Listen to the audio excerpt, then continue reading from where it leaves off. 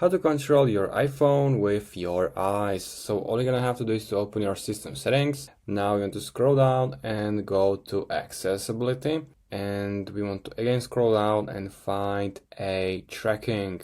Make sure this feature is available on your iPhone. So open this option and enable the eye tracking. Now you have to center your camera and follow the dot with your eyes as it moves around the screen. So I'm gonna do it quickly. Move your eyes here, so it will calibrate your eye tracking.